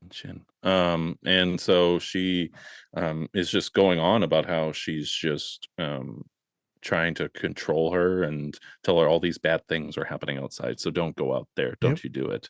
And all Rapunzel wants to do is watch the lights in the sky. Wild. The floaty She lights. doesn't even want to do anything that bad. No. It's not even like that rebellious. No, of course not. The lights in the But she sky is knows- probably drugs. It's probably drugs. It's a metaphor. It's a metaphor, Think about Eason. You're too inexperienced to know this. It's always about drugs. It's all about the drugs. Popping them pills. All Yep. right, anyways. Let's move it back though, Spence. Eason, well, what were some of the reasons you wanted to do that first scene? Because I know you told us a bunch of stuff in the pre-production. Yeah. Sorry, fixing my headphone. So the first scene, I wanted to just demonstrate what it can feel like to be in a group like that. So it's interesting how it has this mix of like normalcy and sadness. So she's saying like, oh, well, like every day I do the same thing. I do all these things, and she's passing her time and she's keeping occupied as best she can. But we also get the sense that it's really monotonous and that she doesn't have a lot of choices about what to do. She says every day it's the same as it's always been. And it's interesting that she's about to turn 18, and it's like her whole day is she can clean, she can do art, she can do the things she can do in the confines of her tower, but she doesn't really have any choices. And these aren't inherently bad things. It's just that she doesn't have any choices. Like it would be different if she could walk out of her house, but she just was introverted and she's like, I like staying home, cleaning and doing my art. But you can get the sadness through it that isn't satisfying to her, and that's not what she's freely choosing. The whole literally the song is when will my life begin, right? That's the same thing as when is it going to start, when is it going to begin? They're like yearning is the right word, yearning for this want to be outside, right? They're looking at the window and dreaming, hyperphantasically imagining what it would be like to be in the real world, to have these experiences, to see and feel and touch, taste these things. So you're right. It's different than the introverted or a little bit more reclusive individual that has the option to leave, but they quite enjoy their special interest. And then you have this other high control where, no, there's the stuff I want to do, but mom most likely has been shitting on me, or dad, or both, and maybe more family members, other people, societal members, church members. You're staying in the house, kid. You ain't going nowhere. You also said something where this is like a DV situation, domestic violence situation. What is it? What do you mean by that? How would that show up in that type of situation if it was a romantic relationship? Yeah, the theme of isolation. Like if the person is isolated from the outside world, then the abusive person gets to control the narrative. It's harder the more people you're exposed to, which is why I was thinking of DV. There's typically a stage where they're isolating them from the rest of their support system, isolating the victim. And I see that both in this movie and then thinking more broad, and in high control groups, and then thinking more broadly about domestic violence. There's this controlling the narrative. And pushing others away, right? Because it's like you when you went to class. You start sharing some shit and people are like, wait, that not normal. That not normal. Same shit happened to me. I went to college and Spence, I was like, so all these white folks are like, yeah, this is my life. I'm like, I don't think my life doesn't look like that. But when you're on the bus and you're talking with a bunch of poor black and brown kids and all these horrible things are happening, this violence that is happening within the house to ourselves, to other bodies in the house, you're like, this is normal. And everyone's laughing and talking shit about, I just got my ass kicked, man. I was bleeding. And like, this is what we would say on the bus. But you would be bragging about how bad you got your ass kicked. It's horrible things. And then you go into the real world and they're like, yeah, no, we don't do that. What do you mean we don't do that? So I'm not supposed to beat my kids? It's wild when you grow up. Like, your family wasn't trying to murder people? Sorry, Dad. Your father didn't tell you what's in the bottom of the Flint River. Like, that's not normal behavior. I'm sorry. It's fine. The bodies are there. The bodies are there. Yeah, normal's so relative. Normal is so relative. It really is. It really is. This is not normal here. You guys are way more normal than me. Interesting. So, quick question. Spence, when you see her in the movie, right? She's vibing, doing her thing and all that. I feel like this is definitely a neurodivergent girly. What's your vibe? Sure. No? I feel like it is. I mean, it's what she could be neurotypical. I mean, what would a neurotypical look like in this situation? Like, technically, I'm gonna ask you because like, what would it be? Like, she's isolated from everybody. She's in a tower, a literal tower, can't get down. Nobody to speak with, only has a lizard. And so what would a neurotypical person look like in this situation? What would they be doing? To be fair, they wouldn't be neurotypical in that situation because the trauma and the complex trauma that they would face would be diverging their brain from a normal path into hypervigilance. So they have to be neurodivergent. So when we're talking about autistic, maybe not. But I just think it's funny to poke fun. Like, they're just hanging out, like singing, right? They're doing their thing, just chilling in their room, doing their crafts, and then talking to the fucking lizard or the rats. I'm so glad you laughed. I'm so glad you laughed. Nah, I'm not ashamed of my rats. No, you shouldn't be. You shouldn't be. You shouldn't be. 17 of them, you might be a little ashamed. I'm joking. No. Where do you play? Wait, hold up. Wait, do you have names for all of 17? Or was it like 4 of us? Like, yeah, they're all just Jamal. It's just Jamal number 3. Jamal 1, Jamal 2, Jamal 3.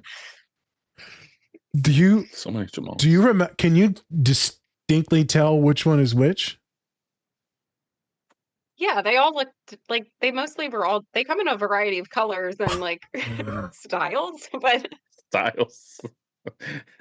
Another accessory. God damn it, Easin. Is this how you describe your patients? They're in a variety of colors, people. Oh my God. You didn't say that. I said that. I'll take accountability for that. Yeah, I think we know which one said it. I'm just making sure no one hates them. The transcript, like, who said that? Okay. We can keep it moving. Can we? Scene. And that scene too, Spence, would you say that was the mom when she starts tweaking, right? Mother knows best. Would love to get your take on why you chose this scene. But yeah, would love to know. I chose this scene because I feel like it is like so many manipulation and control tactics packed into like a 2.5 minute or so song. She's got like the love bombing. She's like, I love you. You're the best. I love you. And then she's like, you're ugly and you're awful and you're dumb and you're weak. And then she's like, but I love you. It's just like whiplash. And the song is not that long. And you see how like sincere Rapunzel seems to be in her love for her mom when she's like, at the end, especially, she's like, "Oh, I love you," but there's something so like hollow about the way Mother Gothel delivers, like, "I love you most," and it's very ick. It's like she's saying the right words, but it feels so off because of everything she said before it. And yeah, so I picked it because it's just such a good illustration of so many manipulation tactics in such a short amount of time. When your clients are sitting with you or yourself, do you kind of get whiplash in their stories when you hear the way people interact with your clients? Like you're like, oh, boom. Oh, so you can see like the love bombing and the manipulation. Sometimes I'm like, ding, ding, ding. I'm like, God damn, you got your ass kicked real quick, kid. Is that a vibe for you when you're listening to people? Yeah, and I would say that's something that I love about being able to do therapy with people is like that people carry so much guilt and they typically think that they're the problem after an interaction like that. And it's really nice slowing down the interaction and then going like, well, here's helping them recognize that pattern that it was this like whiplash is really helpful because a lot of the time people on the receiving end of that aren't seeing it that way. They're just like, well, I must be doing something wrong that this person is unhappy with me or that I feel bad after this interaction. And then we can kind of objectively zoom out and go like, well, let's look at what really happened. And people are often surprised when they realize the pattern. Yeah, the pattern is always interesting, especially when you're like with romantic partners. I get people that fall into that and they'll get like devastated and heartbroken because the love bombing and then the isolation comes in. It's like, what is going on? I've seen it where relationships have been fantastic for like a year. And then, I'm sorry to say this word in this way, but then the crazy stuff sets in. Then the isolation comes in. Then it's, oh, you're cheating on me. Then it's the abuse. Then it's the negging and what the mom does, the negativity and negging, bringing their worth down. Oh, you'll be nothing. You're not going to find another person better than me. You're not going to find another man. You're not going to find another woman better than me. You're dumb. You're stupid. You're ugly. You know, you're unattractive and just almost your personality. Like, you know, I'm as good as you're going to get. And it's like, holy shit. How did they go from this? And so my clients will hate themselves afterwards because how could they not see that this person was a monster 2 years ago? How come I couldn't see it as a therapist? I get mad at myself for not being able to see it. But then again, I can only see the things that they report to me. And they reported that this person was awesome. And so I'm like, fuck, I approve. Sounds good. I had a client recently, Easin, that we finally figured out it was like legit emotional abuse. Like horrible. And then it's been their MO for a while. And me and the client put it together in session after being broken up for like 4 or 5 months. Like, Jesus Christ, how we both miss all this. Sometimes you just can't put the pieces together because you're being so fucking traumatized. You don't know if you're coming or going. I just want to spend time on that to tell clients, people listening, followers, some of us get got, and it's okay to get got. It's not your fault. You're not stupid, right? Yeah. So sometimes they hide it so well that you can't catch it. And if your therapist can't catch it, how the hell are you supposed to catch it? We're trained to catch it. It's tough. Manipulators, really good at playing the game. Matter of fact, you're not even playing the game. They done created this shit and already won. So like you don't even know you're playing it. By the time you figure out you're playing it, it's already too late. Too late. So hopefully all of you that have been in this situation are giving yourself more grace after you get out of it. That would be my advice, Spence. That's really good advice, and that's really validating for me to hear too. Like, I help people with this stuff, but I've still had a situation relatively recently where I was like, how did I like, you can like know all the signs, and I think it's important for people to like learn about manipulation tactics, but it doesn't make anyone immune. I never want people to feel like, oh, well, like if I had just learned this sooner, I would have seen it. It's like if people are doing this and you're showing up genuinely, you just might not see it depending on how they're playing the part. And it's not about you not being knowledgeable enough or you not being in the know enough.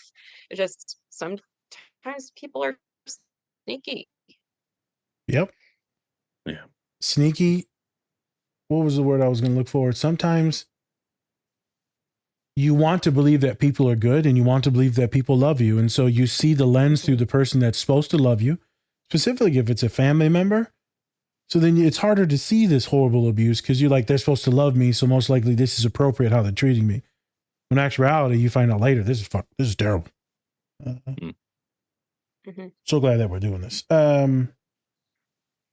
Spence, when we were talking the pre-production, and then Easin said this, like 100% the evil villain. Like the mom is the evil villain. Would you agree?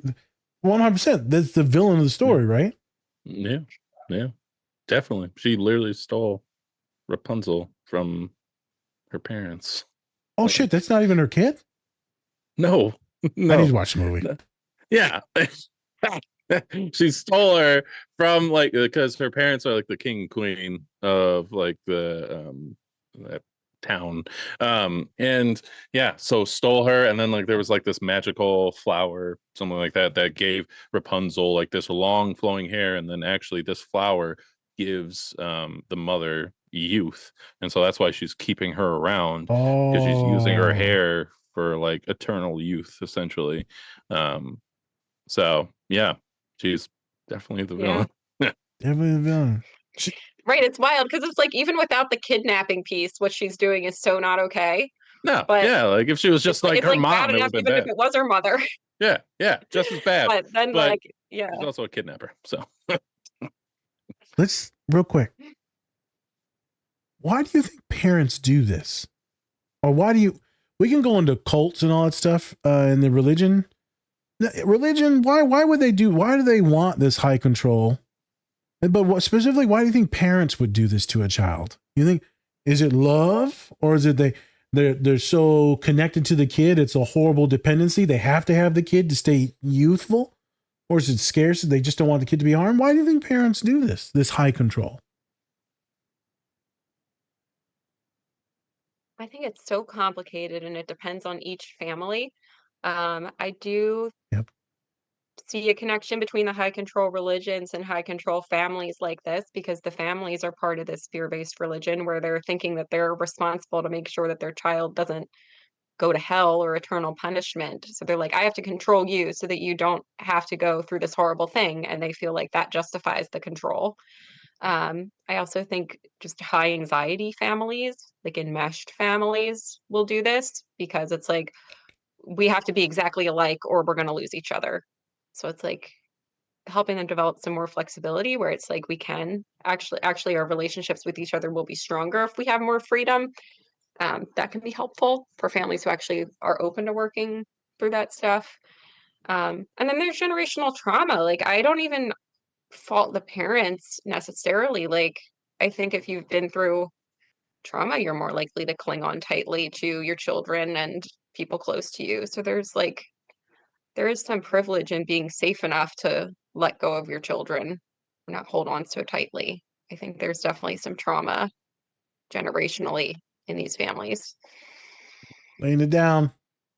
That was good. You hit all the points that I thought you were going to hit, and one more. Complicated. I don't want you to get in trouble. What do you think? If you can't answer this, don't answer it. Why do you think your parents did it? If you don't want to answer, you don't have to answer. Oh, I can answer on some level without like betraying too much of like their personal stories, but I will definitely say there's some trauma, and I would definitely say the religion piece is a big one. Okay. For my family. There you go. And then a social trauma.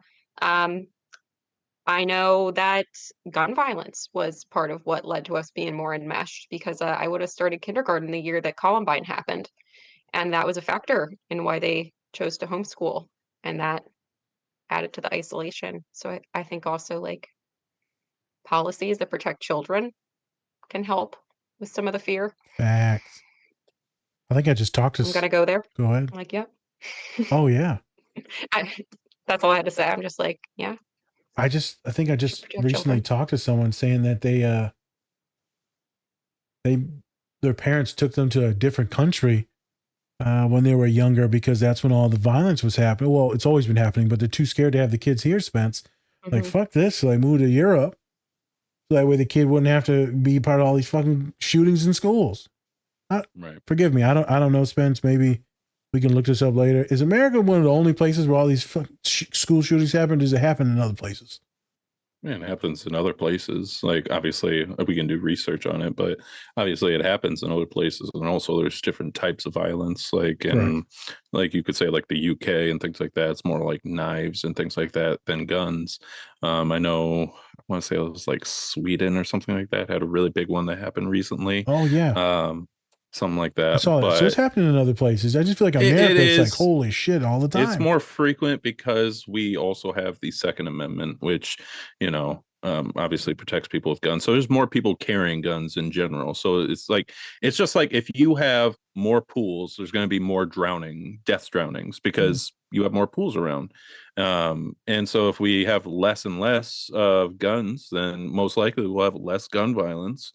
And so, obviously for us, it just goes so far deep into like the Constitution that it's very tough for us to navigate around to that. get away from that. Yep. So it's something that we need to kind of look at as a society eventually, but we're just not, and it's bullshit. No, we're not going to look into it. No, it's funny. You see politically, we're going to do a quick political thing. We'll get to the next scene. I see all these posts and saying like, we'll do this one thing in the United States and policies, but God forbid we fucking protect kids getting shot in schools. God forbid we pass any type of thing to like help out children, but we'll do this other thing. Yeah. And it is really sad. I always see those like we passed this before we passed like child safety laws. Yeah. Or like trafficking laws. It's just wild sometimes how we really rarely protect kids. So I get why some parents are tweaking out. One of my best friends, homeschooling his kid, he's like, hell no, man. I ain't sending my kid to public school in Detroit. I'm not doing it. I was like, you gonna homeschool a kid, man? Kid gonna grow up funny. You gonna be motherfucker ain't gonna be able to talk. You can barely talk, Mike. Now your kid ain't gonna be able to talk. I'm sorry. But I mean, I get it. And I'm never gonna tell someone they're making a bad choice. Because in actuality, he's a great person and he loves his kid and he just doesn't want to see them in the school system in which we grew up in. I get it. Mm-hmm. All right. Complicated stuff. Yeah. Before we get on to the next scene, I do want to ask about, you talked about this bite model by Dr. Stephen Hassan. Oh, yeah. Yes. Would love to know, like, what is that? And then also, how does it pertain to the scene that we just watched? Yeah, so the BITE model, BITE is an acronym that stands for behavioral control, information control, thought control, and emotional control. Damn. And seeing those features as a sign that maybe you are in a high control group or high control religion, having those factors present. And so in Rapunzel, it's pretty it's pretty black and white. It's pretty obvious that she's isolated in all of those ways. Mother Gothel has control over everything because she's alone in a tower. So she has control over her behavior, the information. We saw the information with even when Rapunzel's like, no, I've been charting and I think these really are lights that happen on my birthday. And Mother Gothel controls the information. So she's able to be like, no, you're wrong. And then the thought control, I see that when she's like, don't ever ask to leave again. Like almost like, don't even think about it. Don't even bring it up. I'm not even going to have this discussion with you. And then the emotional control, like you also have to be happy about all the control that you're under. You can't even protest it. Facts. Look at that. When did you read about that? When you were in school or when you were going through your therapeutic journey? Or is that like when did you hear about that? That I heard more once I got into religious trauma. Like I was a therapist. Like I was working in a community mental health clinic, which is awesome. I'm actually really glad that my school had me do all kinds of different things to learn, because I didn't even know I was going to specialize in religious trauma. But anyway, there's a pretty big population of Jehovah's Witnesses in Philadelphia, which is where I interned, and I met some people who had I had clients who were exiting that group. And that was when I started to learn about religious trauma in a more formal way than just like my experience. So I think I came across it then, and it comes up pretty frequently in the religious trauma therapist consult groups that I'm in. What religion did you grow up with? So I was homeschooled and home churched, which is why I kind of resonate with Rapunzel because it was so isolating. Like I wasn't even part of a church outside of the home. I would say it was Baptist influenced. I know that my mom grew up in a Baptist church, but Yep, it was just home, just the parents and the siblings. Baptist, that's the real shit right there, Spence. They strict on some shit. Some Baptists. Doesn't matter what color you are, too, black or white. There's some. Yep. Yeah, my lady's dad is Baptist, and so that's why she doesn't like to do a lot of religious stuff as much anymore, because it was just a lot. It's very intense. Yep. So makes sense. Grew up in that Jehovah's Witness stuff too, man, because grandma was in there at the end there. I mean, yeah, it was strict as shit, but I mean, there's some good ass people in there. I don't know about any of the other shit because I was just a kid. I was getting treated good, but then you start getting a little bit older, like, damn, man, some of this shit's kind of fucked up. Yeah. Donald Glover, he's a known Jehovah's Witness, or he grew up being a Jehovah's Witness. There you go. And so, yeah, he never had like birthdays and stuff like that, any of that. And then I think he also would like go up to like doors and stuff and ask them to be part of Jehovah's Witness. So, yeah. They be doing that sales pitch when I was in Grand Rapids. And I'd always be cool with them, right? Because, I mean, it was part of the thing. I mean, I ain't signing up for nothing. I ain't going to, to the Kingdom Hall. But I always be cool with them just because they were good people to me when I was younger. Then again, I was too young to maybe get some of the really nasty stuff. Yeah. So now that I know more, I'm like, damn, maybe I should call the police on his ass. He abducting kids. Oh my God. I'm sorry. Jesus. All right, next scene. I've got a dream. Wait, can I also say I did want to say for anyone listening, like I don't have a problem with any certain religion. Like when I'm working with clients, I'm thinking of it more on like the spectrum of like flexible to control. Because I'm like, someone could be a Jehovah's Witness in name, just using that as an example because it came up, and maybe they're doing it in a way that's now harmful to them. So I'm never like, that's definitely harmful because of the label of it. I just like to, I'm all about like how is it working for you? Not like your religion is bad. Just like, how is it being applied? How is it in fact impacting your mental health? Yeah. Got it. No, you hate them all. It's fine. I got it. Moving on. I specifically moving on now. No, specifically the Muslims. I get it. You hate the Muslims. I get it. Oh my God. I get it. No. I don't like them either. No. As an Arab, I can say that. They keep on coming. I don't know what's happening here. So sorry. They did not say any of that. That is our own personal anecdotes. Yeah. Yes. I was raised Catholic, so fuck them. Anyways, moving on. I've got a dream. This is the first public place that Rapunzel has been ever since she was kidnapped. And so now Flynn Rider brought her to like this bar with all these sketchy, quote unquote, looking people. And he brought her there because then he wants her to go back up to the tower because he doesn't want to take care of her. He just wants his money and go. And so we see that with Rapunzel. At first, she's scared. She's holding a skillet. She's about to knock some people out with that skillet. Yep. And then as she sees that Flynn Rider's in trouble, she is trying to help him out because he's guiding her to those lights that she finally is going to see. And then they, break out into a song about how they have other dreams, not just being, like I don't know what they do. They probably are like where are they? Are they bounty hunters? Probably like bounty hunters, something like that. Whatever. Like they're not just their looks don't really perceive who they are as people, right? That's the whole song. And like, one wants to be a pianist, one wants to do interior design, one wants to make puppets, a mime. It's a mime. I don't know. It's two different things. He's in drag. That's all I know. His paint on his face. But yeah, so really that we're getting into is that the looks aren't really to be perceived as the only thing that we should be looking at. We should be looking at them internally as well. The great things that people can be on the inside.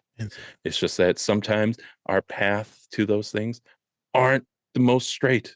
Sometimes they're very windy roads that we go down to get to what we want to be on the inside. So would love to know Easin, what about this scene really spoke to you, and why did you want to talk about it today? Yeah, so I liked that it contained the exposure to the outside world, um, and the shock and how she's experiencing so much all at once. And again, they pack so much into a few minute songs. So it's like we see the fear and her following what her mom told her, but then moving into she's like friends with the people by the end of the song. So it's like it packs what can be like years of religious trauma or high control group recovery into like 3 minutes. Um, and so I love it for that reason. And um, yeah, I think that was everything. You know, the first, and I'm so sorry for this. I'm not. My first thought is when, like, they're all like the one dude, the bad guy, he's being held, and everyone's like armpitting him and noogies and that. I'm like, this is just a gay man's dream right now. Just all these buff ass dudes just hugging you up. I'm so sorry. I was like, yes. You see, okay. It's a good Sunday. Yeah. Another funny thing about that scene, you know how famous it is, Spence? That's when all the knives get pointed at them. That meme is everywhere. This is where it's from. Didn't know that. Mhm. When the swords and knives are at them. Yeah, if you watch the movie once or twice, you know. That's right. That's right. No, Womp womp. yeah. I think it's really cool to see. For me, it was the masculinity about the scene is how men can be layered. Everyone is layered. Everyone is layered, right? You know, Shrek, I'm like an onion. I don't think that was a good Shrek voice. You donkey. That was horrible. That was so bad. So bad. I'm not an onion. Like, what's wrong with you? And I think that a lot of people are trash. I had a client ask me recently, like, dude, are all men trash? And I said, and then, you know, I have people say, are women trash? Are all people trash? Like, is everyone going to screw me over in life? Friends, humans, romantic partners, family members. I'm like, there's a lot of good people out there, homie. It really is. A lot of good people out there. Mhm. And so I say this because the world, we can make fun of the dudes in there because they're all very hyper masculine, big dudes drinking, angry, you know, hooks for arms, hands. In actuality, a lot of them are just, there's something really, really good and soft and loving about many of them, and they get to show it through this really quick couple minutes. It's like all of us have that, specifically dudes, and I think it's really hard to allow yourself to project that, and we always want to project this machismo, this masculinity, this violence. Why? Because we need to be dominant. What do you need to dominate, my guy? Like, we need to show like love and emotions, and you want to connect with a partner? I don't think we need to fucking dominate the partner. Well, I need control because dominance is about control. Control is about dominance. I love that I got to see the other side of those dudes and how, as me as a big dude, people look at me or Spencer a certain way and like, no, motherfucker, it's layers. I got emotions too. I told the therapist at work, I got emotions too, asshole. Like, you don't get it because you're shut the no, don't put that on me. I don't get it. I'm one of the biggest fucking crybabies here. By crybaby, I'm just very sensitive. Spencer, did I tell you that two of my clients want me to be the fucking minister or whatever, or the one that gets them married? Did I tell you that? No. Oh my God. I was like, So cool. I was super cool. Like, I might get some releases of information, get a contract written so I don't get sued. But I was like, I don't know if I can do this, man. They were like, why not? And I was like, I'm gonna be real. People are gonna be like, why is that fat man crying? Like, I'm not gonna be able to talk because I'm just gonna be too emotional. The minister is supposed to be the guy who's not crying right now. I know. I feel like you're the talking one, bro. Usually, it's not gonna go well. So I politely rejected it, not because I didn't want to do it, because I was like, I'm literally just gonna cry. And my one boy goes, yeah, I know. And you still want this? Just wants the tears. I know. Wants the layers. Fuckers. I love that I can show other men these layers. Working with men is tough sometimes because they want to hold those layers back. And working with some of the women, which we talked about, is I want to show them and get that little anger out. I want them to show some more of that machismo, but not the toxic shit. Yeah. That's all. Easin, so what would be your version of this? If you were growing up in this high controlled stuff, you're very reserved. What was the first couple things of your personality to start to like flourish and come out? Were you just like, you know what? I'm the spooky person.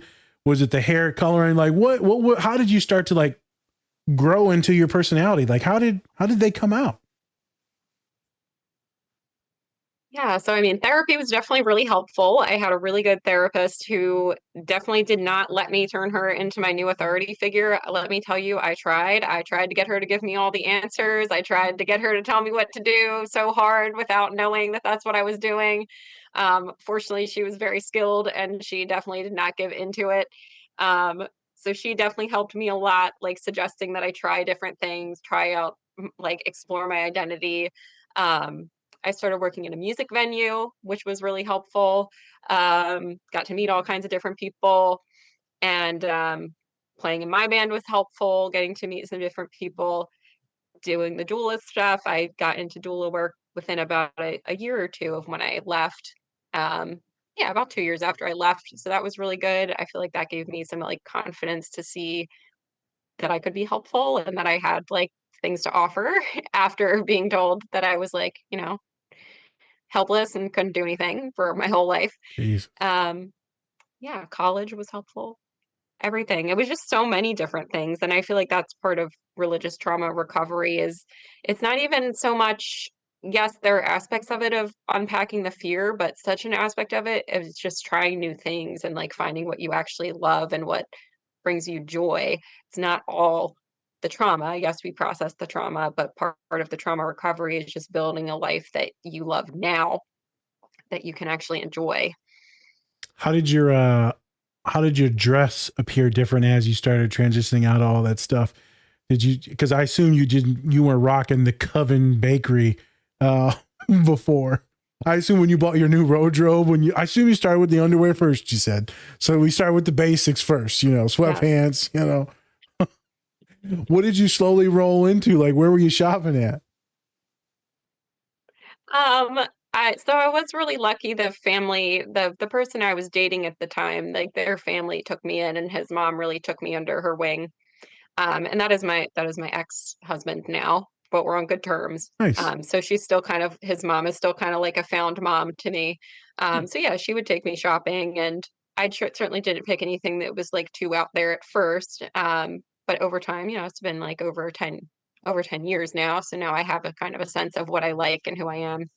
And same with even like getting my hair done for the first time. That was very intimidating, but she just kind of like told me where his mom was like, go here. And that, I think having that person who was trustworthy to do some of the problem solving for me was good, because she helped take the lead in a healthy way where she wasn't telling me what to do, but she was able to get me set up with different things that wouldn't seem complicated to most people, but they were complicated to me given what I had been through. What was the first hair color you dyed? Was it you always went red, or did you go blue? Never went blue. I've tried like every hair color, but I actually started with like a red a little darker than this. And then now I've cycled through everything, and now I've come back. Now I think this is where I'm staying. Because my hair's been through a lot. I don't think I need to bleach it anymore. That's kind of the track I'm on now. I'm like, I think I'm going to just stick with this and stop bleaching it and damaging it. But I feel like that's also kind of like the trajectory of my religious trauma recovery is kind of like I left and then I tried some things and I cycled through all these things, and now I feel a little more secure with where I'm at. There you go. Not that there's anything wrong with constantly changing your hair color, but for me, I think that I've reached like a place of stability with my hair color. I think your hair follicles have gone through enough trauma. They're like, we don't need to be dyed anymore. It's a lot. Yeah, it's too much. Spence, if you were to dye your hair, what would you dye your hair, my guy? Good Lord. That's a tough one. I know. I don't know. I don't want to do the Slim Shady. I can't do that. I can't go full blonde. Can't do it. Maybe it'd be like green. Probably like green. That's my favorite color. Green? So okay. Yeah. I've seen a couple greens would look like sexy as hell, and I've seen a couple greens where you look like you straight out to fucking Joker. Like you just It don't look good. You look like a trash I probably can. do like a darker green, Darker green. like a yeah, like a pine green. There you go. Yeah.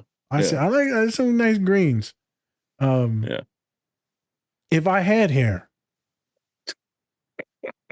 Yeah. And not if I was I don't know. What about your back hair? What color would you dye Well, your back eventually hair? it's all going to turn this color. There's like a certain like platinum gray that I'm just like, this look real good right now. It look real good. There you go. That platinum gray, when I see it on women, I'm like, this is fucking, I just like, it's just shimmering. And I'm just like, it's sleek. I just want to be like a little cat that just like paws at it every few seconds. Like, It's magical. It's magical. Yeah. When it's shimmering and like that platinum color, I'm like, how? Not how? But how? How? Yeah, and so some of the dudes too, them silver foxes, man. I'm like, this motherfucker, it's like a platinum-y. It's not white. It's a certain. I'm like, damn, that look real good right now. So great. So great. Okay, I'm done. All right. We got one last scene, I think. The one scene to just be real quick with the hug. I'm just gonna put that in as a reel. But that last scene, let's do that and then let's get out. Yes. So at this point, Rapunzel and Flynn Rider back in town. She got her hair did, all that fun stuff. Looking good. Looking good. But Mother Gothel finds Rapunzel and is essentially she sees that Flynn Rider is making an impression on Rapunzel because Rapunzel thinks that he likes her, and he does. And so now she's seeing that there is another person that is pulling her out of Mother Gothel's grasp. And so Mother Gothel is now saying like, no, he's like this. He's really diminishing Flynn Rider as a person, and is really trying to take away Flynn Rider from Rapunzel. And then they go into song and just how now she's speaking very sarcastically how Rapunzel knows best instead of Mother knows best now. So I think that with this, that we see in this scene that obviously Mother Gothel is using Rapunzel for something, but now she's trying to reverse it and say that Flynn Rider is now using her for something as well, which for him is money or just profit. And you, Easin, you have your own theory on this. Do you want to explain it? You don't have to if you don't want to. What? I'm giving you the floor. If you would like to say it, you can. We're not gonna be like, oh no, you put your theory out there. It's a theory, right? It's a theory. Yeah, well, my theory was that the crown also for religious trauma, I noticed, there's purity culture stuff and a big emphasis on virginity. I don't agree with virginity as a construct, but it is a construct in purity culture. And often, like, if a family's not wanting to let go of the adult child, then they might say that their partner just is after their sexuality. They just want sex. And that's what they're being used for, that this person doesn't really care about them. So I was seeing the crown as maybe a symbol of virginity, because the mom is saying like, oh, he just wants you for this, which I can see that narrative happening in high control religion. Like, oh, the sinful world just wants to take you away. You need to come back and listen to us. Because I really see this scene as hoovering. So hoovering is like a pattern of control and manipulation used to suck someone back into a controlling dynamic. I know you like visuals, Dr. Nas. Sound like a Hoover vacuum. It's a Hoover. So is it you back up? Is it a Hoover vacuum? That's what you meant? Yep. Yeah. It's a Hoover vacuum. So luring you back into the relationship, then usually like crossing boundaries, controlling the narrative, the way she's trying to control the narrative and crossing the boundaries. I mean, she came out, she wasn't invited, she just showed up and she's out of nowhere and is stalking them and trying to convince her to come back. So serious boundary crossing happening. Facts. Bruh. She's so good. Just the evilness. and the looks, the animation is so good in this, Spencer. It's wild. I'm legit gonna watch it after this later tonight. I'll put it on while I'm doing my case notes for some clients, and I don't know, like legit hater for this shit, right? And I think I'm obviously triggered because of my clients are currently going through shit like this. So like I got like a violent feeling when she makes a few gestures, when she does that embrace, like come to mother, and I'm like, I literally got goosebumps. I'm like, I'm about to stab this bitch, dog. Like, like when I get angry, I either cry. I rarely ever get behind anymore. That's not happening. That hasn't happened in years. Yeah. I normally cry, and in that moment, I got that shiver, and I'm like, just gross that people do that, and you know that they get sucked back in. It's just so sad. So sad. I try to stay hopeful with clients because I know it's just a matter of time before they do get out, though. Right? Because as soon as that trepidation's in there, as soon as they get exposed to the outside world, now they know what's out there. Now it's just a matter of time. Mm-hmm. I like to compartmentalize it like that. Otherwise, I'll fall apart because I'll sit too much in this thing called sympathy when I start to feel really bad for them instead of being more in like empathy. Intense, man. She is good with her words, which a lot of manipulators are. Hopefully anyone going through these experiences have a support system or have some other people to bounce or just dialogue. Maybe you're doing what you said is you're doing the journaling and you're starting to have this dialogue with yourself about what you want, what your needs are, what your dreams are. What are the things what you want to see, and then how those most likely logically okay things. And then hopefully you can find, as me and Spencer always talk about, kinship, because that will really help you stabilize what's going on in your life. The sad thing is if your kinship is in that also cult-like feeling, high control feeling, then it's going to be too similar and you're not going to really grow. But maybe you'll find some pitfalls, some loopholes. It's a tough situation, Spence. I'm glad we finally talked about this high control stuff. Now we've got some acronyms, but you suggested some books, some of the therapists that you've mentioned too that created some of these theories. So as we're starting to wrap up, what would be suggestions for more psychoeducation on this stuff that we could talk about or promote? Obviously, we've got you as a resource. If you don't mind, I'm gonna send you an Excel sheet. I like to put all our neurodivergent like folks on there, or our folks that I recommend as therapists. I would like to put you on there. But like, what are resources you think people should look into? Readings, books, YouTube videos, content creators, movies. This would be a movie. What do you think?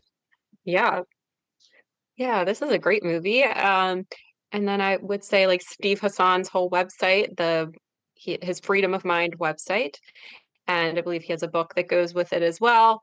I would also say the book Emotional Blackmail by Susan Forward is pretty good for recognizing some of these manipulation tactics. And then I always recommend this one with some caveats, but there's this website called Out of the Fog that is really helpful for breaking down all of these different tactics, and I feel like it's very digestible. My caveat is I don't like that they frame it all around personality disorders. I feel like it's really pathologizing towards people with personality disorders. Yep. And literally anyone can do these things. It's just like anyone can be abusive. You don't have to have a personality disorder to do these things. I agree. So with that caveat, I love that website because it's super digestible, and you can just like go down and look at every term, and they frame it in a really relatable way. Those are probably my top ones. And also Leaving the Fold by Marlene Winnell. But that book is very Christian based, so it might not apply to all faiths, but very helpful for fundamentalists. There you go. Any humans that you recommend? Because I don't know if you're taking clients. I don't know how that works. Do you have any humans that you recommend that that also work on this stuff? Yeah, a great place to find clinicians who specialize in this is to go on Inclusive Therapists and look for people who specialize in religious trauma. They have a filter for it. Nice. Same with Open Path Collective has a filter for religious trauma, which is great. I love Open Path. They do sliding scale, which is great. And there's the Reclamation Collective is a listing service for therapists, and Journey Free and Secular Therapy Project. Now I'm going on and on. And yes, I am accepting clients in Pennsylvania. I should be having a little more availability this summer, thank goodness, because my my youngest is getting a little bit older, and I think I'm going to open up another day. I've been part-time, and I'm like feeling ready to add another day of clients this summer. So yeah. Awesome. That was perfect. That's what I wanted. Sometimes I feel like whenever I ask questions like that, or people ask me, Spence, I'm like, I don't fucking know. What do you want me to say? Yeah. Would you? You guys are lucky. I went on a different podcast and she asked me that, and I just completely blanked out. It was like I never heard of what religious trauma was before. I couldn't think of anything. I couldn't even remember that I do that. So I wrote it down this time because I was like, I'm not getting caught off guard with that question again. Thanks. Hey, we're number one. All right. We're You try to memorize everything for us. You It's got all to. good. All good. You're like, bro, the other day I went to the doctor. I fucking misspelled my name and I literally couldn't figure it out, Spence. Like I couldn't. I was like Zeka. Like, what's my name? I was like, where does the R go? Zeka. Zika. You want some Zika? Zeke? Give me that taziki. All right. Some of that tzatziki. Oh my god. Another round of tzatziki for everybody. It was so bad. I'm like, why can't I figure out my name? Like, the fuck do I help people? Like, I don't. There's a whole spiral very quickly in the doctor's office. Very quickly. So stupid. Anyways, folks, thank you, Easin, for coming on. You were fantastic. Would love to have you on again. Before we go, what are your socials and how can people find you? Yeah, so my website, if people are looking for therapy in Pennsylvania, is easinbeck.com, EASIN. And I'm most active on Instagram as far as socials go, and I'm the spooky therapist there. And I dabble a tiny bit in YouTube and TikTok, which are also the spooky therapist. There we go. All right. Go follow them. They're fantastic. I'm Spencer, and that's Dr. Nazir Zika. Thanks, everybody. I'll infect you. Oh my god. Thank you. Way to end that. I'm done. Goodbye, everyone. Take care of yourselves or don't. That's up to you. Blah, blah, blah. There you go. Yep. Bye.